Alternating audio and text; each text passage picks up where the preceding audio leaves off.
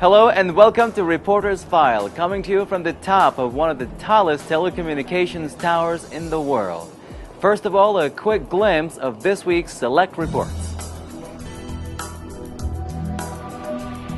Child labor in a country with nuclear weapons. Underage drinking in the United States. Bulgaria, the king of corruption in the European Union. And the Libyan refugee crisis.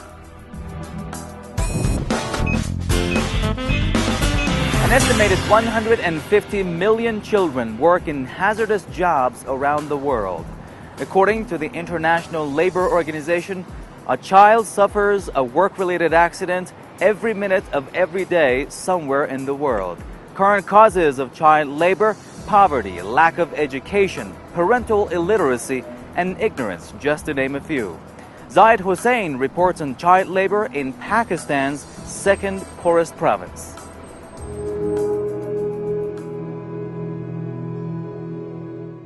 Child labor has become an extremely common phenomenon in Khyber Pakhtunkhwa, the second poorest province of the country, where according to official figures, some 3 million children between the age of 7 and 14 are engaged in various forms of labor work in manufacture and services sector, despite an extensive legislation that is supposed to regulate the practice.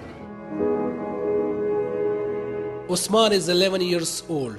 He works at least 10 hours a day at a car repair workshop in Peshawar. Despite his age, he has to work hard like an adult, carrying heavy engine parts. But he only makes less than $1 a day for his work.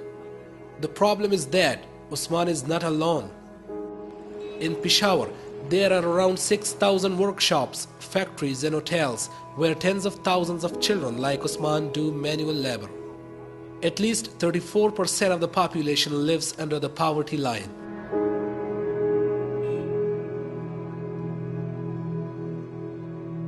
According to the latest report by the Asian Development Bank, inflation has reached double digits because of rising food prices.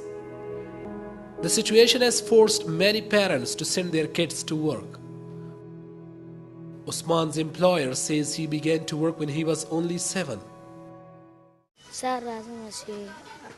My brother and both my parents are laborers. With all the hard work, earning is not enough for 2 square meals, while I get only 50 rupees for this whole day's hard work, which is my share in the family budget. Picking things from the garbage for recycling is the only source I can buy some food. Because of the economic hardships, many parents prefer to send their kids to work and few are ready to pay for their education costs. As a result, the dropout rate is almost 50% throughout the region. There are many factors involved in it. Economic deprivation is the major factor. A lack of education, second major factor. Third is peace is the most important factor. When there is no peace, certainly there is no proper activity or education or even economic activities.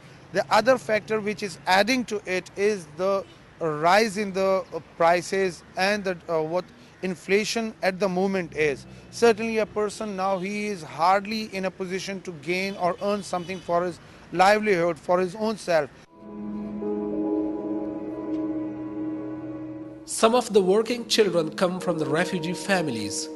These people were made homeless when a bloody conflict broke out between the government forces and the militants. A more alarming fact turned up when a recent survey revealed that most of the suicide bombers in Pakistan who are aged between 12 and 15 come from a poor family background, showing how these vulnerable children could have easily been threatened to commit such an act. The Pakistan National Assembly has enacted 2 labor laws meant to curb such practices. The first, the Employment of Children Act of 1991, prohibited the use of child labor in hazardous occupations and environments. The second, the Bonded Labor Act of 1992, abolished indentured servitude.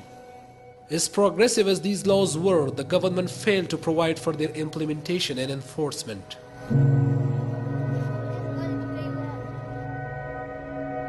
دویمه خبره دا ده چې د قانون ولې نه امپلیمنٹ کیږي. Although the government has passed laws against child labor, but the root of the problem is implementation of these laws. I suggest NGOs, I mean non-governmental organizations, should play an effective role to eliminate this problem. دا نه دی امپلیمنٹ شوی. موږ په یو ځای کې هم دا نه دی کتلی چې چایلډ لیبر په باره کې دوی څه کړي وي.